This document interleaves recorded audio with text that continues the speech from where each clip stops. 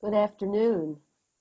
Welcome to the AIA California's Climate Action Webinar Series, 2019, Title 24, Part 6, What's New for Non-Residential Buildings.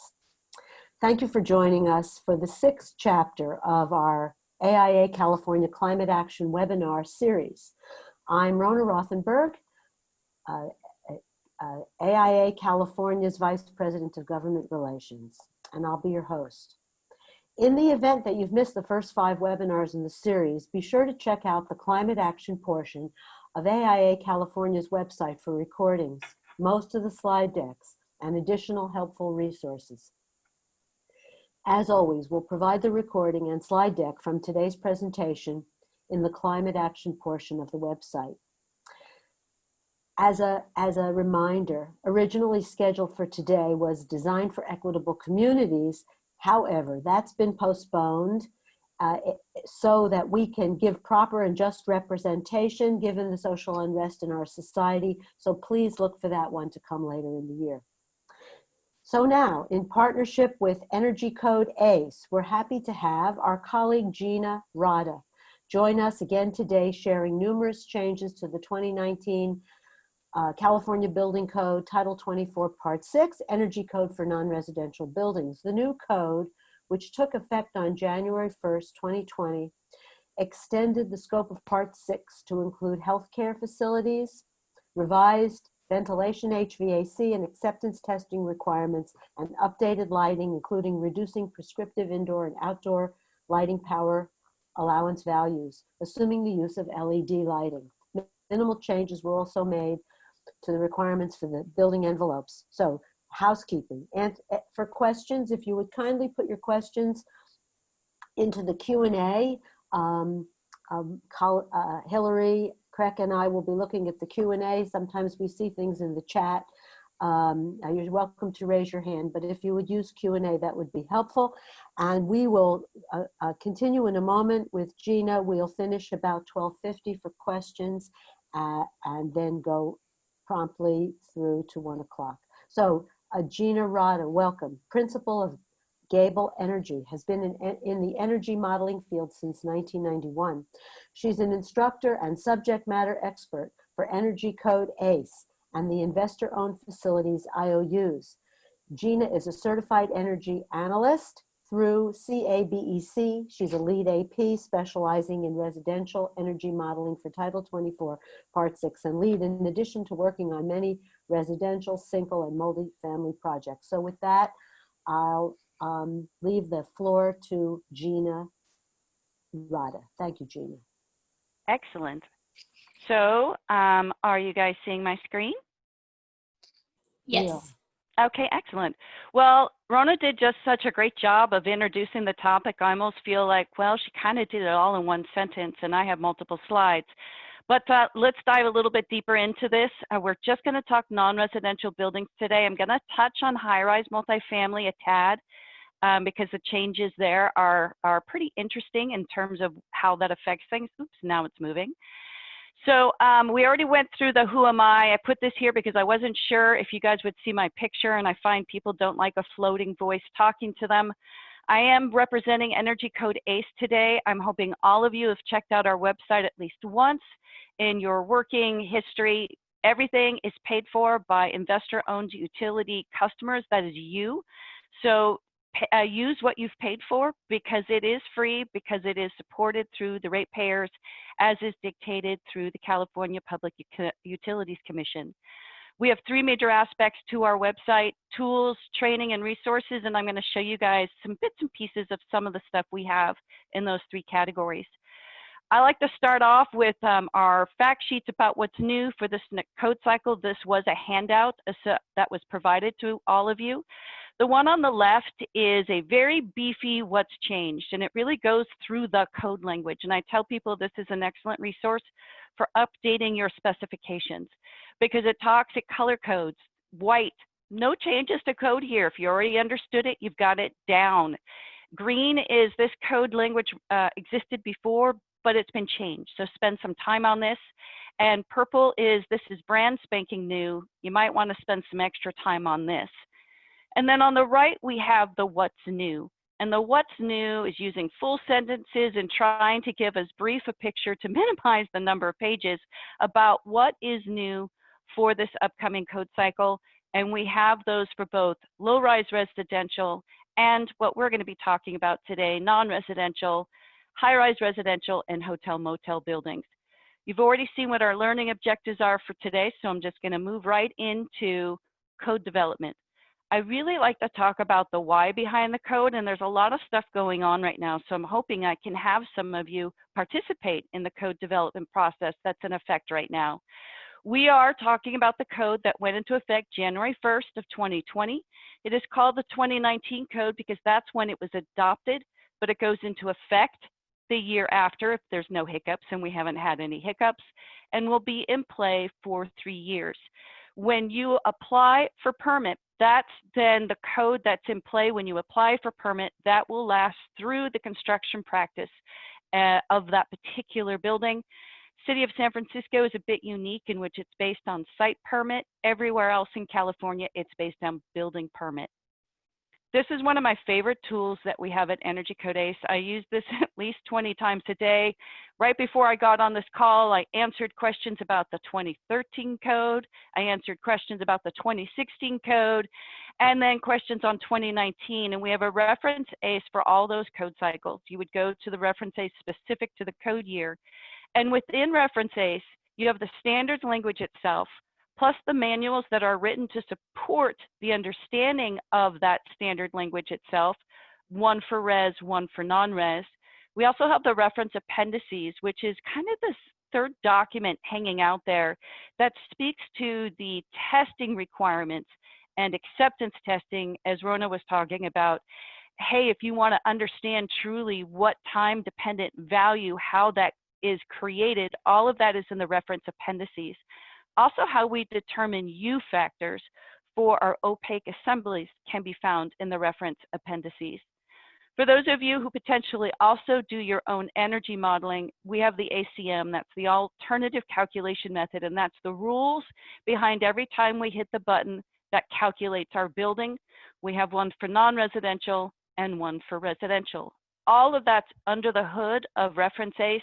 You can do favorites, I copy and paste from this quite easily, and you can definitely have some aggressive search patterns.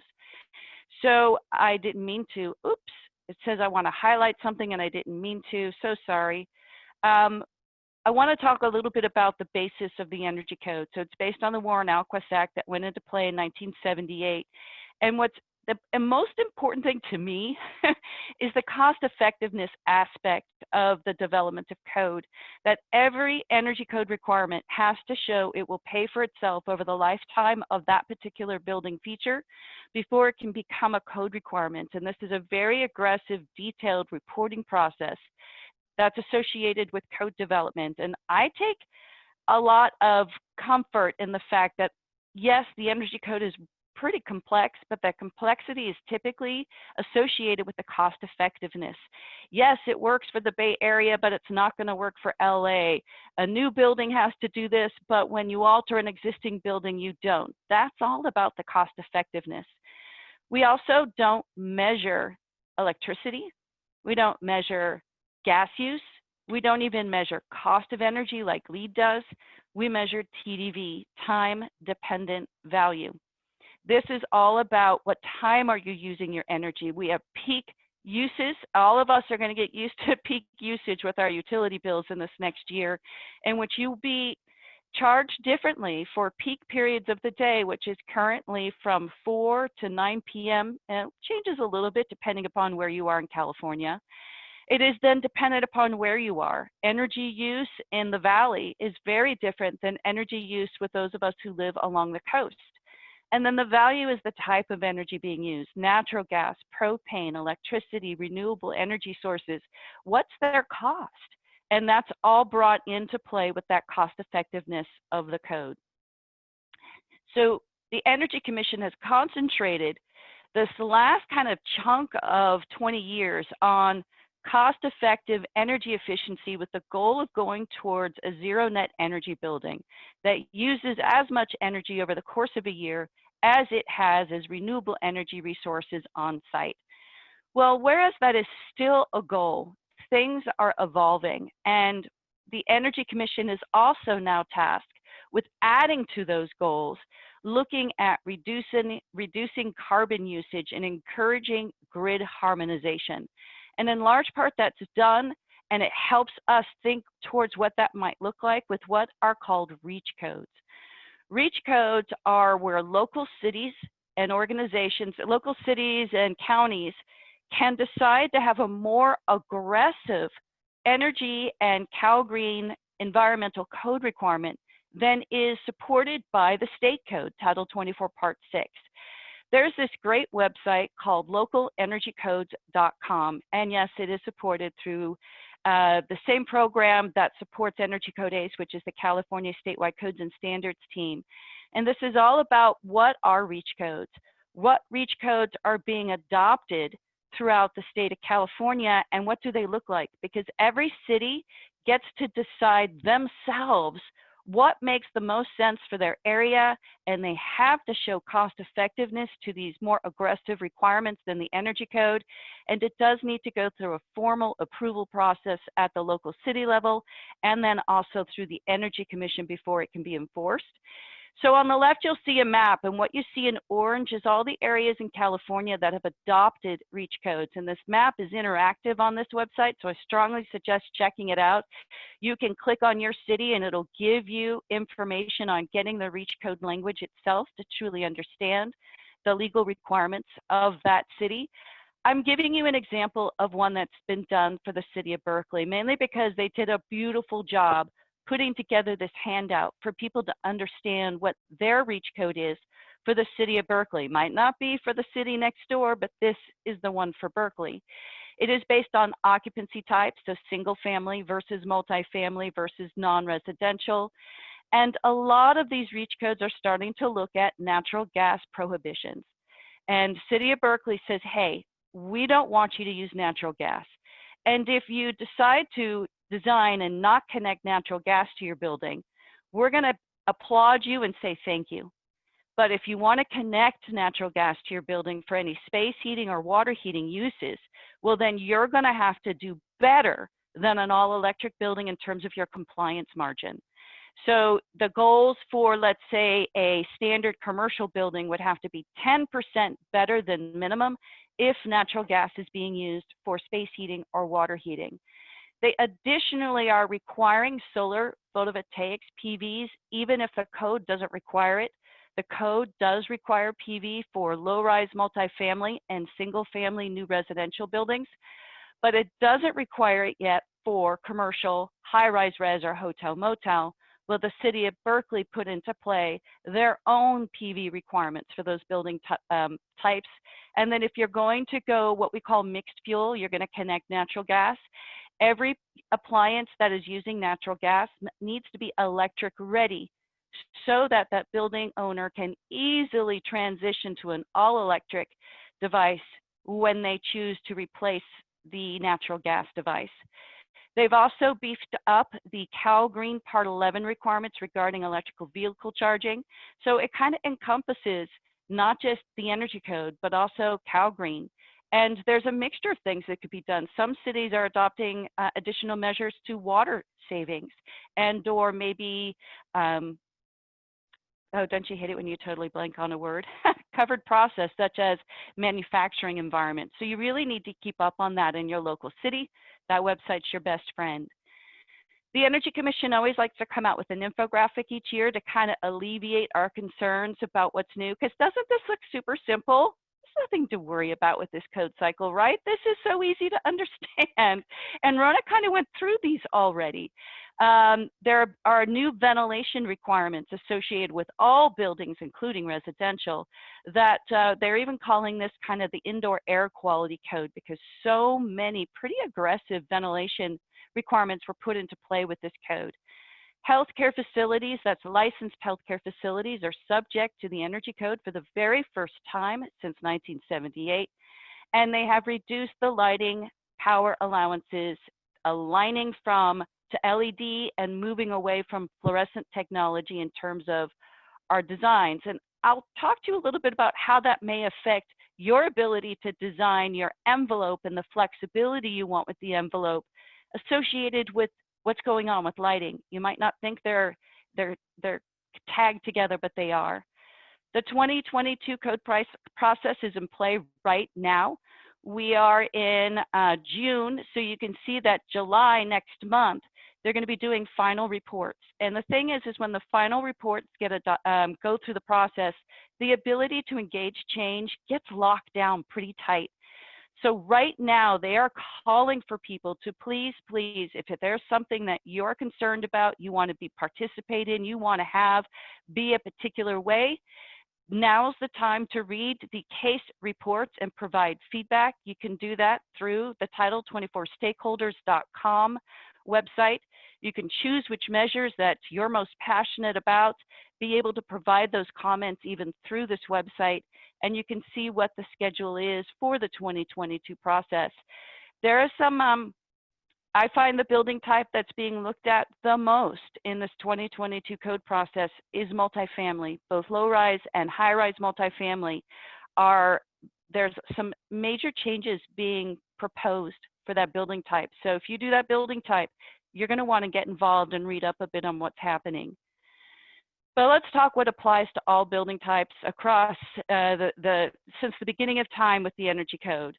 Mandatory measures versus prescriptive, and the ability to use the performance approach.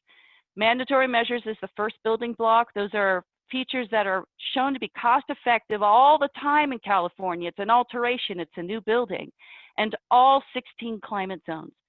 You have no ability to have any wiggle room with mandatory minimums. That has to be established in your designs. Layered on top of mandatory are the prescriptive requirements. Now, these are cost effective based on that particular building feature. Is it new construction versus an alteration? The rules change and can change, especially for envelope, based on climate zone, what type of energy and how much energy is being used for heating and cooling the building. When you engage the performance approach, you have the ability to trade prescriptive measures only down to as bad as mandatory minimum, of which then if you have a lot of negative, you have to have equal positive so that that performance calculation is showing you're meeting an overall budget. The Energy Commission has that budget at 0. But remember, some of our local reach codes, such as Berkeley, if you connect natural gas for space heating or water heating, will potentially have to have a compliance margin of 10%. So do be aware of when that performance approach might be dictated by what the goals of the building are. So I talked briefly about our 16 climate zones. The majority of our 16 climate zones are what we call extreme climate zones, meaning they're using quite a bit cooling energy because it's so hot there, or heating energy because it's so cold there in the wintertime, or equally. There's some climate zones like climate zone 10 and climate zone 14 that are equally hot and cold, which always makes them always challenging. But there's quite a few coastal climate zones in California. I live in climate zone 3. You can never, ever make me move away from the ocean. I love it. And I make that choice because of my comfort level and also the fact how I use energy in my particular area with my building use. So I have a question for you guys, and I unfortunately don't see that I have an easy way of seeing what the answers are, but my question for you is, when did the 2019 Energy Code go into effect? A, B, or C? And maybe, Rona, you can give me a clue on what answers you're getting. Oh, here we are. People are putting it in the Q&A. Well, let's see. I see one in the chat. The chat says, Ismar Enriquez says B. Let's see what the Q&A says. So we have some different versions here. Yeah. So excellent to all those of you who chose B. It went into effect for permits that you applied for permit as of January 1st, 2020, is when this 2019 code went into effect. But now I have another question for you. When can you provide feedback for the next 2022 code cycle? Now? Later? It doesn't matter. They won't listen to me anyway. I think they're on to you. Good. Thank you. We're I'm getting so glad. a lot of nows. Yeah. Okay. Yeah. Now is the time. And really, honestly, they are required to listen to your feedback. They can't just ignore it. So please get involved if that's something you're passionate about. So let's talk about some of the changes that affect kind of the overall structure of the code. And the biggie here is that I1 and I2, for the very first time, are subject to the energy code requirements. I1 is just basically a bunch of definitions. I2 is where it's all at, and that's licensed healthcare facilities. So if you work on a medical office building, that is typically occupancy B. And that's not going to have some of the many exceptions we have in play for occupancy I. Occupancy I2 is what's now subject to the energy code. I3 and I4 are still exempt. Energy is not something that we want to have taken into consideration that might affect the health and safety of those in those buildings. And like I said, there are a lot of exceptions associated with lighting controls, mechanical controls, and so forth for I2, but only if it's a licensed healthcare facility that's going through that OSHPD process. If it's not a licensed healthcare facility, it's basically just considered an office building and has always had to meet the energy code and does not have the ability to engage the exceptions associated with licensed healthcare facilities. So demand management is all about that grid harmonization. Can we reduce energy use in buildings during certain times of the day so that we can manage the grid more effectively? There's some new language about what that equipment software capability needs to be. And so if that's your thing, there are some new clarification about the software. Forms are how we show compliance to the energy code. It drives me a little crazy that we use forms to document compliance when I think it should be integrated into the design. And in part, I like the forms because it reminds everyone honestly about the complexity with the energy code. Our certificate of compliance forms, or NRCC forms, are all about, did the design meet the promise of code? And then plan check confirms that what you documented in those forms, or probably your energy consultant or MEP, is actually supported appropriately in the design documents. We then start building out in the field, and contractors have their own forms, Certificate of Installation forms, NRCI. I understood what was in the NRCC forms, and here's the product I'm installing that meets that promise. And then we have acceptance testing, or a lot of people like to call functional testing. There are some functional testing that is dictated must happen for every single project, even if you don't trigger full-blown commissioning, and that's called acceptance testing, which is documented with NRCA forms. So this is a graphic I really like about the overall structure of the forms. All the non-res forms start with NR for non-residential. The next two letters tell us and remind us which form that's being used for, and then the next set of letters help remind us what building feature is being documented. So that certificate of compliance form is probably what you have the most experience, input, and you help develop, is what's the promise of the code to the design. And I wanted to go over what are all these forms for which building features, because I find a lot of people are very unaware of how much needs to be documented. So there's mandatory measures in which there's no wiggle room. You don't get to use the performance method to apply flexibility. We have our covered process form that takes into play refrigerated spaces, retail food stores, enclosed parking garages. That surprises people a lot. Large process boilers, compressed air systems, if they're not that big before they trigger these requirements. Elevators. I always have to have that discussion with my architects about the elevator requirements associated with the energy code. Escalators and moving walkways are only for transportation public areas such as airports, BARTs, so I don't really use that much. And then we do have commissioning, and I always get a lot of questions on commissioning. When do I need to do it? Well, the energy code says you have to do it for a brand new building that exceeds 10,000 square feet of conditioned floor area. But we also have design review requirements, and design review is making sure people are designing to the promise of the code. Basically, it's getting a plan check done before you submit for plan check. And that design review is required for any new building of any amount of square footage of new conditioned floor area. Design review goes into play. Full-blown commissioning, basis of design, OPR, commissioning specs, functional testing above and beyond acceptance testing. Brand new building over 10,000. Commissioning and design review will never apply to an alteration to an existing building or to an addition to an existing building. And then we have solar ready. Solar ready is about making sure that building can put a future PV or solar system on if it's not being put in at the time it's being built that meets a minimum threshold of size. And then electrical power distribution, which is all about the meter, the segregation of load, and even potentially occupancy sensor or time clock controls on outlets associated with certain spaces.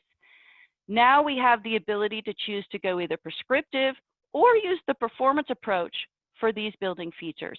And that includes our envelope of conditioned spaces, the mechanical systems serving the space conditioning human comfort loads of those conditioned spaces.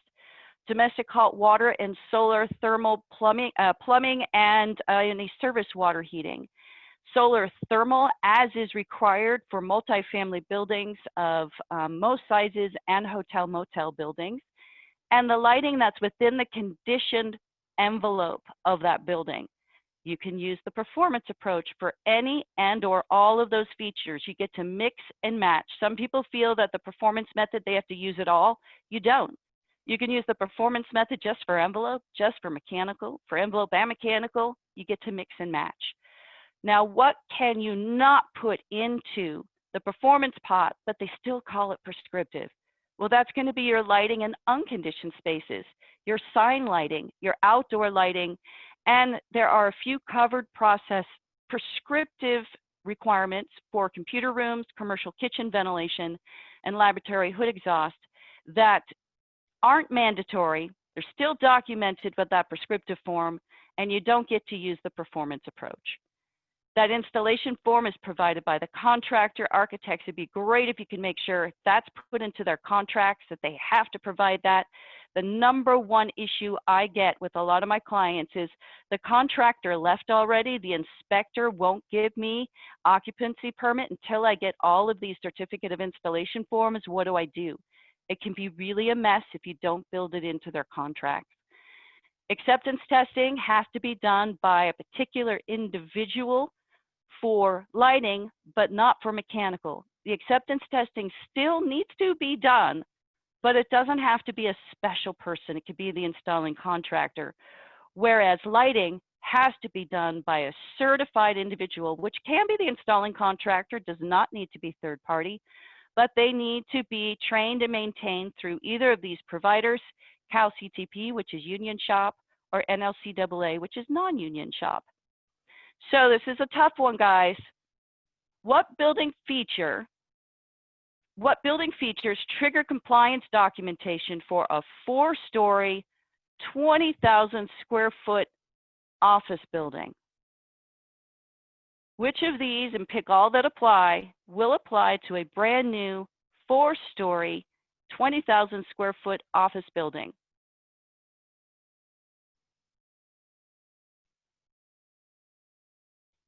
I'm not seeing answers. Are you seeing answers? I see an all in the chat. Okay, you guys are close. It's going to be all except for solar ready, because solar ready is not required for buildings that are 4 stories or higher. So a couple of you only picked envelope, et cetera, and so forth, and all of them except for G. Ying Wang, excellent. There's someone who got like 100% on this. Fantastic. I thought this would be a really hard one. So let's talk about these new measures. Okay, envelope.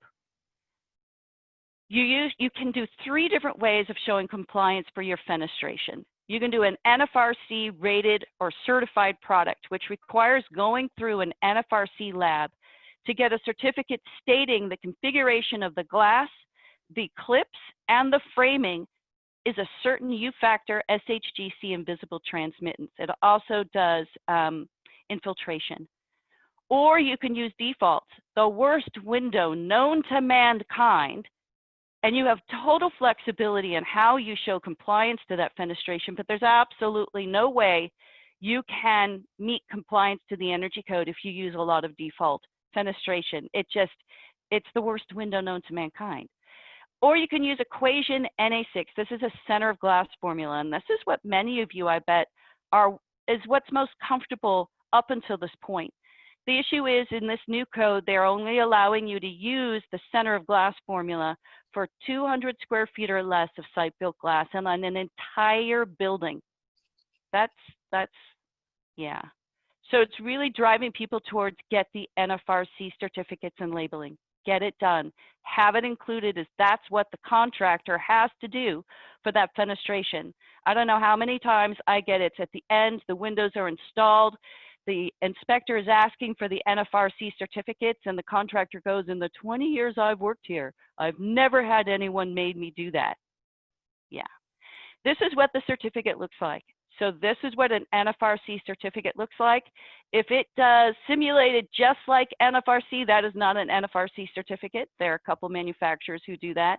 And these numbers here that are outlined are what need to match or be better than what you put in your specifications for your building and what was used for compliance in your energy reporting.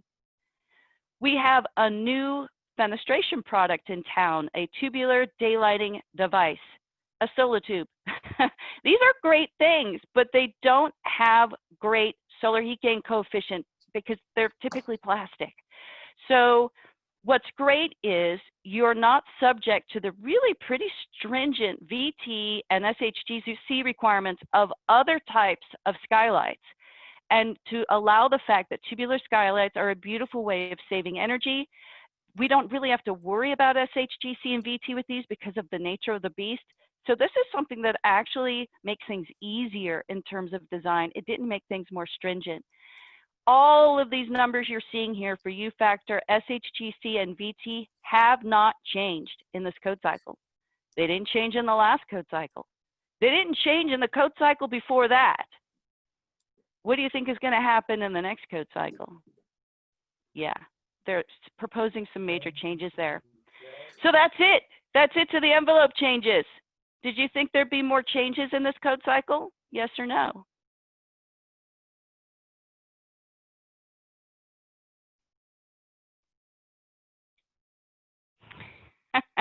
I always get that. People are like, what, that's it? That's it? Yeah, that's it. Because they put all their tender, loving attention to lighting and to mechanical, which we're getting into next. So let's look at this, but I want to talk about how it may affect your envelope design. And Eve, I promise you, I'm not ignoring your question up there. I just want to get there when I get to ventilation. So when we get to ventilation, I'll make sure to cover your question about ventilation, COVID, and what the heck is going on to make our indoor environments a little bit safer. So when we talk about track lighting is so flexible because you just have it circle the room and they can change it up to their heart's desire. And this is especially attractive for retail. Well, what's been great with this code cycle is they went, you know what, track lighting is so flexible and people are only putting LED lights on these tracks. So instead of this huge, hey, you might put halogen on there allowance, they reduced it and said, hey, we get it. You're only putting LEDs on there. We're going to not make you take a penalty for using a track lighting system because LEDs are pretty good. So this is something that, again, that made things easier in terms of design. Current limiters are a great way of limiting how much electricity that track can use.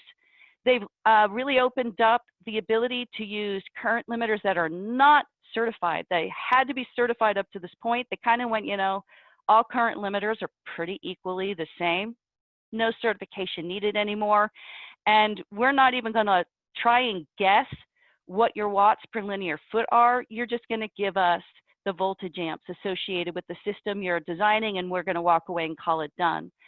We have all new sorts of modular systems these days, and especially LED modular we look at the power supply or the transformer, and whatever that can handle, I don't care what you designed. I look at what can that system handle in the future if they decide to add to the load. What did you integrate as the ability of that system for the future? And that's what we look at. And so new language that really made that clear. Power over Ethernet, we only have to show compliance for what's being used for lighting. I think that's great, but now I don't really see a lot of PoE systems. So it'll see if they get a comeback now that the code is speaking to them. So let's talk about lighting controls.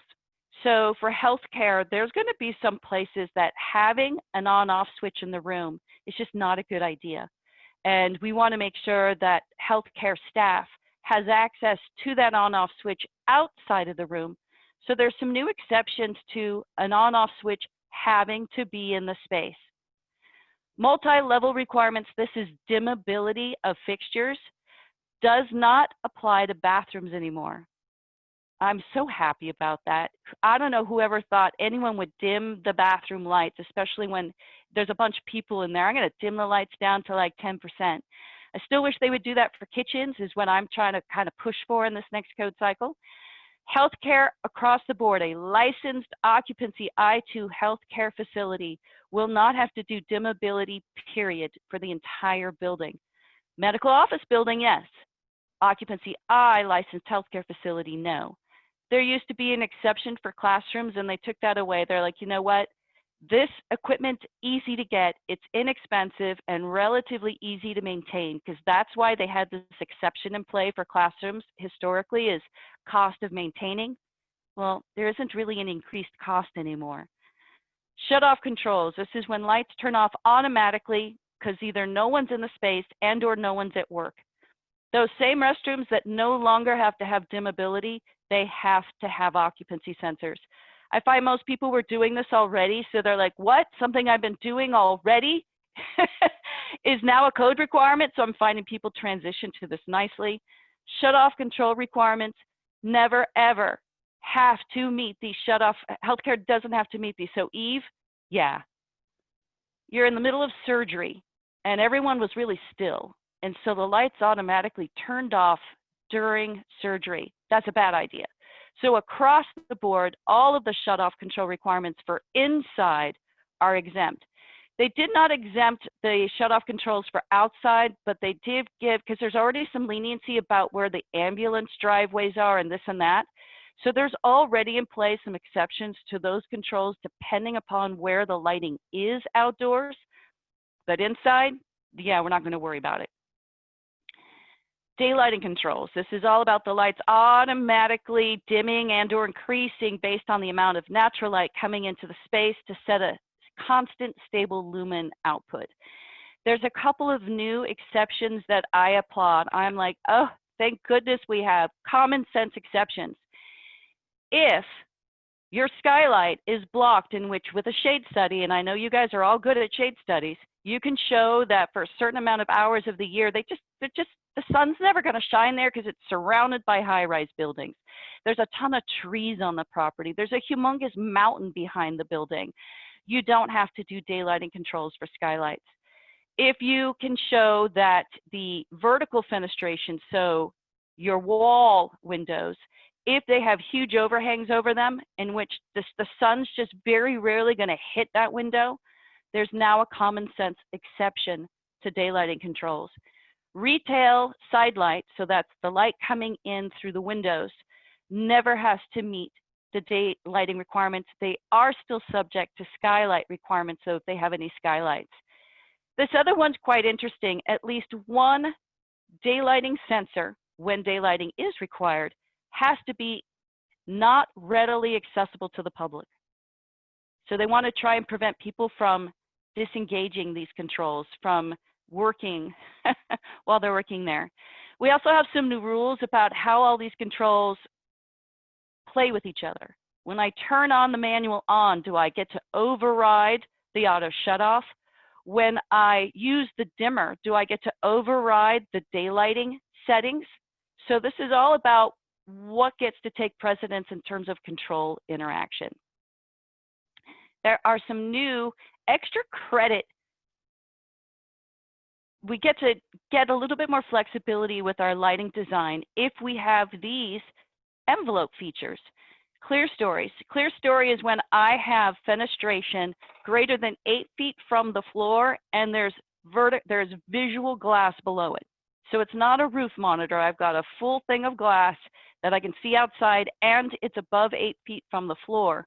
This really brings in daylight deep into the space, and I get credit for that excellent envelope design, as long as you don't do so much of it that it's a solid glass building and then you're going to take a pretty big penalty for exceeding your window to wall ratio. But there's this nice careful balance, right? Horizontal slats, I have yet to have a building use these, but these are installed on the exterior of the building and they reflect light at the perfect angle deeper into the space. Light shelves, I expect this to be potentially utilized more often, especially when I have higher ceilings. This is now installed on the inside of the building at just the right place where it bounces that light deeper into the space against the ceiling. It helps reduce glare, and I have a feeling that might be a really great design feature to be thinking about in bringing in more natural light deep into our spaces. I have a question. What happens if you have a large amount of custom curtain wall made of custom built up mullions? The assembly might not have an NFRC label, even if high performance IUGs are being used. Does the NFRC test have to be commissioned if there is more than 200 square feet of glazing? So what that is, so let's look at this big amount of clear story and vision glass that we have. I obviously have more than 200 square feet of that. So I don't get to use the center of glass formula. So my option is I either use default, the worst window known to mankind, which is probably going to be close to impossible to overcome because of how much glass I have. So I'm going to have to go NFRC certified. Now, if my components, my glass has been tested and it's in the system, my framing has been tested and it's in the system, and I got to tell you, all the clips are already in the system. You put those three together in a virtual simulation, and that's how you get the certificate. Let's say everything but the framing is in the system. Well, then you might have to get the framing physically tested by an NFRC lab to get it into the database to do the virtual simulation. It's not as hard as people think. It really isn't. Pretty much all the glazing, all the glass is in there already. All the glazing manufacturers have done that already. The clips are in there already. The thing that's difficult, especially with your particular scenario, was that custom framing and really looking at how that may affect your choices and the ability for flexibility for that final documentation associated with your fenestration. But Gina, where the owner has to, usually, unless you have a construction manager that has an umbrella type of contract with some of these subcontractors to do these things for you, can the commissioning agent subcontract for that kind of special inspection, special documentation? Well, it's not a special inspection. It's just a certification. So it's an extra document. Oh, and yes, the commissioning agent can definitely make sure they're keeping track of that and they're getting everything set up and all of the dominoes in place so that they can hand over the documents at the end of the day to the building owner and tick off that big check mark to the building inspector. We've done all of the documentation provided by the installing contractors. I, the commissioning agent, kept track of all of that. So yeah, that could definitely be a great place. And yes, there is a database. You go to the NFRC website and you can either email me offline. I'll give you the special link to get right to that database, and or just go to the NFRC website. I think it's nfrc.org, and you can find it on there. You just kind of have to hunt and peck a bit looking for that database of not manufactured product, but site-built product that's part of this virtual simulation called the computer modeling approach, the CMA approach. So lighting allowances, we've hinted at how the lighting allowances have dropped. I gotta tell you quite a bit here. I'm showing you the percentages associated with the drops with each space type, because the code is now aligning to LED technology and moving away from assuming everyone's using fluorescent technology. I'm assuming none of you are really using fluorescent technology that much, maybe a little bits and pieces here and there. What this means is in the last code cycle, no one was using fluorescent, no one. And I had this huge chunk of energy left on the table that the lighting designer didn't use. So I would use the performance approach, and I would put that extra savings I didn't use towards the envelope and maybe give you a lot more default window selection so you never had to worry about NFRC testing or certification. But now that they took and they are now, these allowances are lined up with pretty much what the designs are without much wiggle room, that's making envelope compliance when using the performance approach more difficult. And I got to tell you, I find a lot of people don't understand how strict the envelope requirements already are for the Energy Code, and that's why we haven't needed any changes. Energy Code ACE has a non-res architecture class that's being offered online. You guys might want to check that out to get a really good understanding of what the Energy Code already requires in terms of envelope efficiency requirements. Outdoor lighting. So outdoor lighting, they dropped the lighting allowances yet again. And in fact, this is the third code of aggressive reductions in how much lighting is allowed for outdoors. In part, it's to get to a darker night sky environment. It is based on your lighting zone. Lighting zone 0 is parkland. We want no lights. Lighting zone 1 is rural. I want the minimal amount of lights. Lighting zone 2 is more of my suburbia area. Lighting zone 3 is urban. Lighting zone 4 is not it's a special allotment. And let's say if we had a Las Vegas strip here in California, but absolutely no areas are allowed to use lighting zone 4 at this time. So it's here, but you could basically ignore it. So what you're allowed is based on where the building is. And these requirements have dropped quite a bit. I really do think outdoor lighting is going to struggle in meeting these reduced requirements.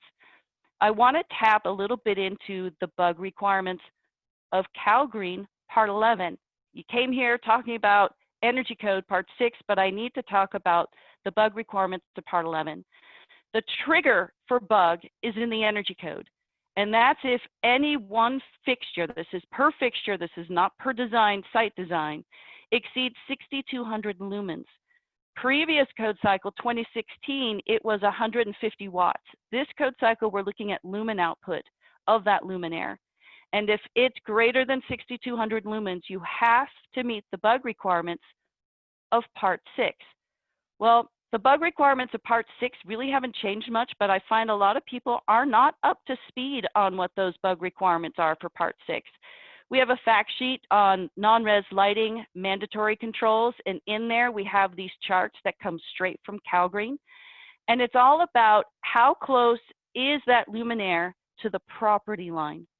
The closer it is to the property line, the more stringent your bug requirements are: backlight, uplight, and glare. And here we're seeing like G0, which represents something that's really close to the property line. There really is no such product that's rated as G0. And this is causing a lot of havoc in terms of outdoor lighting design, trying to find product that meets these bug requirements of Cal Green Part 11 that have not changed for a couple of code cycles. So if you work with outdoor lighting at all, you might really want to get up to speed on that and feel comfortable with it. They did change the control requirements for outdoor lighting, because again, dark night sky. And one of it is, can we schedule the lighting to be on, off, and or maybe reduced at different times of the night? They want at least 2 different programmable times of the night. Most systems have one: I'm on, I'm off. What they want is you're on, I'm reduced, I'm then off. They want that ability to have at least 2 nighttime periods that can be independent from each other, and each light fixture, each luminaire, is controlled separately from each other. Motion sensor is all about when I am near the light goes up to 100%. When no one is near the light, it goes down to 50% or less. There's a lot more motion sensor requirements. We had a lot of exceptions in the 2016 code.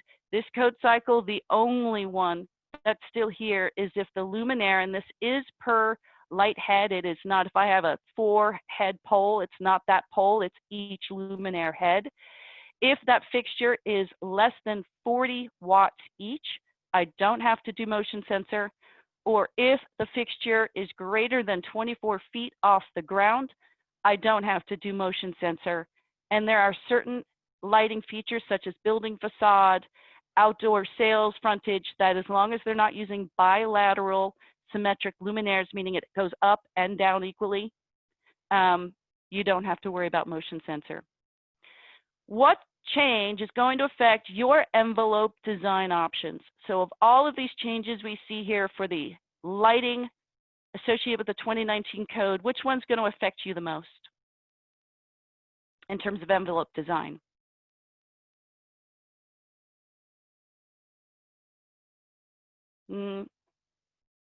Not outdoor, B, indoor. It's all about the fact that I can trade that indoor lighting with the envelope using the performance approach. That flexibility has been ramped down because the amount of wattage that's left on the table is much less than it was in previous code cycles. So we're really close to the end of our time, Rona, and that's as I was kind of concerned about this. We're about to start mechanical, but we're at where we're supposed to stop and pause for questions. Would you like me to keep going since we're dealing with them? We only have a few questions. You've pretty much answered the questions along the way. You have Eve's question, which was related to indoor ventilation. Libby asks a question before we leave lighting about glazing and frame database. So why don't we take that offline, and when you provide your follow-up, we'll send you a little note and you can give us some of those web links. Great. And Ying Wang has a question about the NFRC number in the modeling during design. So we'll take that offline. And then I had a question, which I'll send you in writing, about I3 occupancies and exceptions for I3. So let's I3 is just off the table. You don't have to worry about the energy code at all. It's a choice when you come to I3, which is prisons, jails. Yeah, prisons and jails pretty much. Okay, so let's proceed to non-residential, and we have about 9 minutes, and so why don't you take the time you need, and then I'll take a minute at the end to close out. Great. Okay. Thank you. So, efficiencies of equipment. It always gets more aggressive. I don't want you to look at all these numbers. It's like, what are all these numbers? It's kind of like, I can't not show you the numbers because then I'm not being 100% clear about what's going on. But the biggest thing that's happening is variable refrigerant flow systems. Previous code cycles, our software could not model those equipment types, which are a thing of beauty when it comes to an efficient way of using electricity for that heating and cooling load of the building. We can model variable refrigerant flow now. Remember I told you how lighting got so much more restricted when we don't have much budget left on the table for flexibility for envelope? If the building is using a VRF system, there is now a huge budget of flexibility we didn't have before that can give you that flexibility potentially greater than what we had with lighting, but it is very specific to a variable refrigerant flow system. Built-up systems in which we're using cooling towers, they increase the efficiency of these requirements of this equipment pretty drastically, to the point in which there was a lot of concern that this equipment now is getting bigger and heavier. And we typically put cooling towers up on the roof. So that might affect your designs because I might have much heavier equipment up on the roof, and what does that do to my structural load? Air filtration.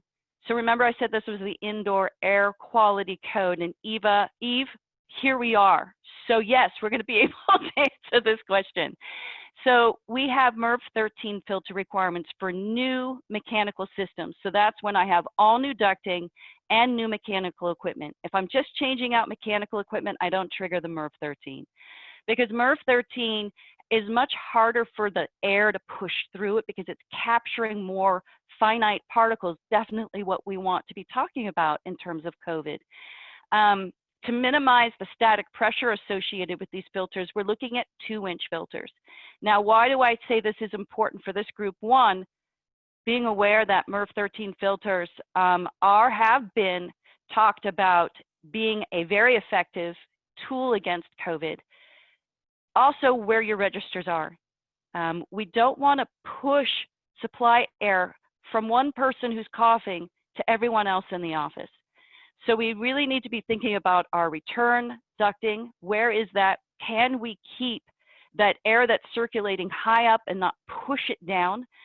ASHRAE has put out some amazing documentation on this. Just go to the ASHRAE website, even just Google ASHRAE and COVID, and they have 3 papers out there right now that are available to the public for free about things we really need to consider in terms of filtration, duct design, and what is going on in our buildings that potentially we can move people around to be sitting in different places, adding higher partitions in open office areas, really thinking not having big open office areas and having more smaller offices like old school design.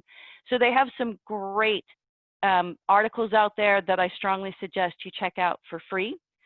Juan is asking, what about mixed occupancies? Well, you will never have a mixed occupancy with a licensed healthcare facility or with I3, jails and prisons, not allowed.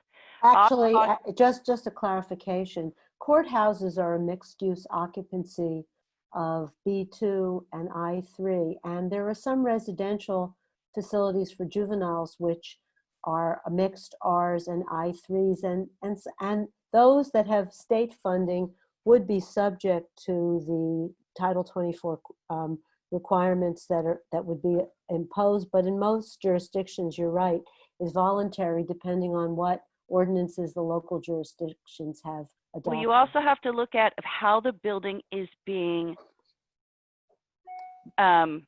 licensed. Typically, OSHPD license the entire building. So that's when you have to really be thinking about how that mixed occupancy is going to deal with the licensing. I've been dealing directly with OSHPD on this for the last year, so that's why I felt pretty confident about my answer, because I got that straight from them.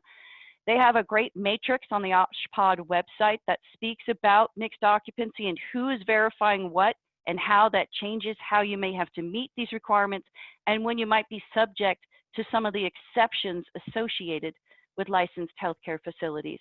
So there's a great flow chart available on the OSHPD website, or email me directly and I can send it to you, because I think it's one of the best flow charts about who, what, how, who's certifying what, and what does that mean, especially in terms of mixed occupancy. And then for I3, that's the Title 15, the Board of State and Community Corrections, and they also have the state website, which has some very good resources.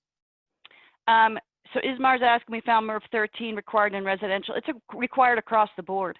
This MERV 13 filter requirement is for every single occupancy subject to Title 24 Part 6. So it equally applies across the board. And this is one of the first times I've ever seen the Energy Commission do this, in which one requirement applies to all occupancy types that are covered under the Energy Code equally. So that's, if you're up to speed on how it applies to residential, you're up to speed on how it applies to non-residential. They've increased the ventilation requirements a little bit, but what they mainly did is really recategorize all of the different space types. And we have these new tables. They're aligning with ASHRAE 90.1. So if you got really comfortable with knowing what your ventilation rates were in the 2016 code, you have to start all over again. I find I have to like read through every single one of these every single time. I'm hoping next year I'll have it memorized again. And it sets the minimum CFM rate for the room, and also what the minimum rate is for the demand control ventilation, or which many of us like to call CO2 sensors. We have class air requirements for the very first time in our energy code, which is all about transferring air. When air cannot transfer from one space type to another because there's scary stuff going on there. There's just some scary stuff going on there. Hey, there's nothing going on there. It's very benign. Go ahead and transfer the air to your heart's content. It's all based on air class. And these notes are really important because F tells us that the ventilation in that space can go all the way to off, 0, when someone is not in the space. And that's important because the code has had requirements that there be ventilation occupancy sensor control requirements for certain space types. There was an exception to occupancy sensor ventilation control if you had CO2 sensors. They got rid of that exception. And CO2 sensors or demand control ventilation is required for a heck of a lot more space types and system types than it was in the old code cycle. So here's where our ventilation controls are. All of these space types you see listed here, if it is a new building and or it is new lighting and new mechanical systems in the space, these occupancy sensor controls are going to be in the room that not only turn the lights off, they will also turn the ventilation off to 0. And there's also going to probably be some controlled outlet requirements in the electrical distribution code of the energy code that is also going to use those occupancy sensors. The blueprint is the CEC's quarterly newsletter. They put out some great guidance about how these occupancy sensors apply to especially, let's say, a constant volume system in which each space doesn't have their very own ducting. We have exhaust ventilation dictated for the very first time in the energy code, including exhaust transfer air, just like we saw with supply. And you'll see that the table looks very similar to our supply air ventilation in terms of space types, minimum CFM exhaust air, and air classes. Fault diagnostic detection has to be required on a lot more system types. The requirements got a little bit more opened up in terms of what type of equipment has to have controls that the building owners can see to see if there's any problems with their equipment. Multifamily is the ventilation requirements for multifamily have changed incredibly. You can use exhaust only, local exhaust fans on all the time, bringing in outside air with nooks and crannies. You can do pressurization in which you're doing supply air only, but what the energy code wants you to do is balanced ventilation, equal supply to exhaust on all the time. And if you do not do balanced, you are then required to do a HERS blower door test of the envelope of every single apartment, 1 out of 7. And my concern about this is that if install doesn't go as well, or you had a plumber who decided to not caulk and seal around any of their penetrations, they're going to fail. And when you're failing at the end of construction on a project, how are you going to mitigate that? So this concerns me. So Gina, excuse me for just a Yeah. minute. We're 2 minutes over. I know. So I'd like you to finish. So people are dropping off. So if you could just hold that thought. If anyone could stay a few more minutes, we'd like to offer the rest of this excellent technical information.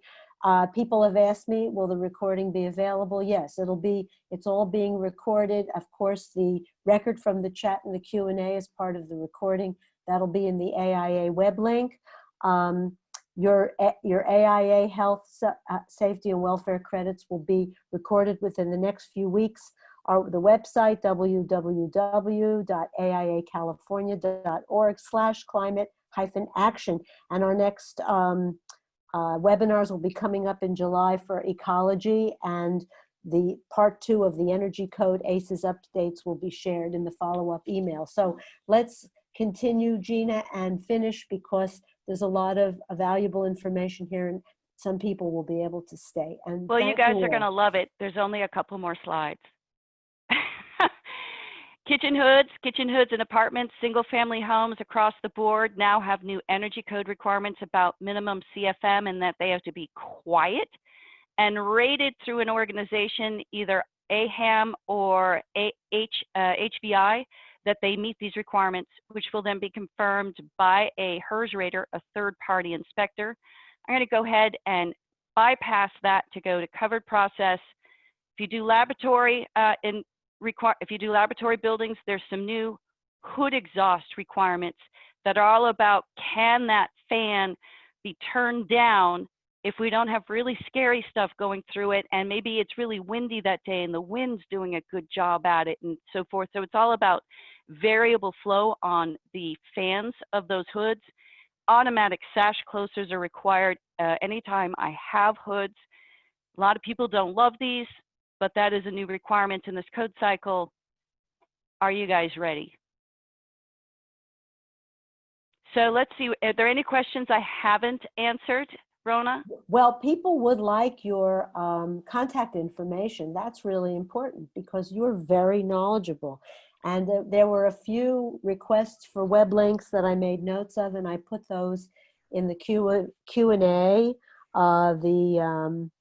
NFRC website and the link for database of approved glazing and frames.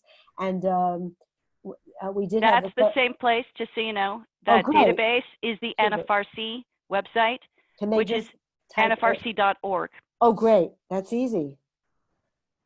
This is Hillary with AIA California. We will link everything on the Climate Action webpage that Gina's referenced today. So that'll all be available on there for everyone.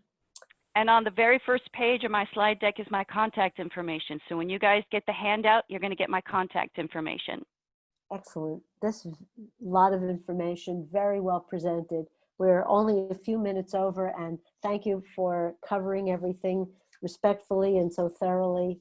And I hope that all of you, we had 154 people and we still have 125. I hope you reach out to us. I'm not an expert on the topic, but I added my personal email at someone's request, and anything I receive, I'll forward on to our Climate Action Committee, which is many experts on these topics, as well as Gina.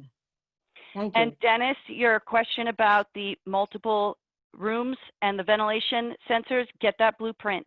It's going to be in the handout, but that blueprint's going to tell you how to deal with that and the exceptions associated with that very particular mechanical design.